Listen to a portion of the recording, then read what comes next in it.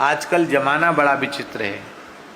सही बात गलत बात क्या है, किस वक्ता के द्वारा किस प्रसंग में किस आशय को लेकर क्या कहा जा रहा है, इसके आद्योपांत संदर्भ का विचार करते नहीं हैं।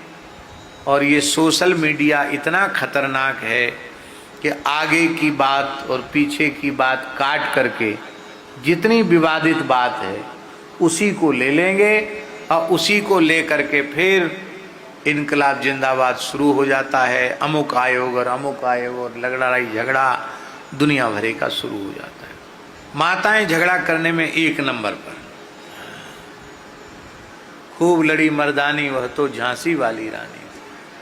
पर झांसी वाली रानी तो स्वतंत्रता आंदोलन में लड़ी और माताएं तो ऐसे ही खूब झगड़ा करने में कोई कसर नहीं छोड़ती हैं, तुरंत झगड़ा खड़ा कर देती हैं, कभी मनुस्मृति को लेकर, कभी रामचरितमानस को लेकर के। लेकिन मैं बहुत विनम्रता पूर्वक कह रहा हूँ कि यह जो कुछ धर्म शास्त्रों को जलाना या उनका तिरस्कार करना, ये महद अपराध है। इसका परिणाम कितने कल्पों तक नरकों में भोगना पड़ेगा नहीं कहा जा सकता है। कहीं स्त्री की निंदा नहीं है धर्मशास्त्र में, कहीं भी। किंतु जो दोष दुर्गुण से युक्त है उसकी निंदा होगी कि नहीं होगी, स्त्री हो या पुरुष हो, ब्राह्मण हो या चांडाल हो। सती साध्वी पतिव्रता माताओं के चरित्रों से इतिहास पुराण भरे पड़े हैं। स्कंद पुराण में एक वाक्य इतना अद्भुत आया व्यास जी का।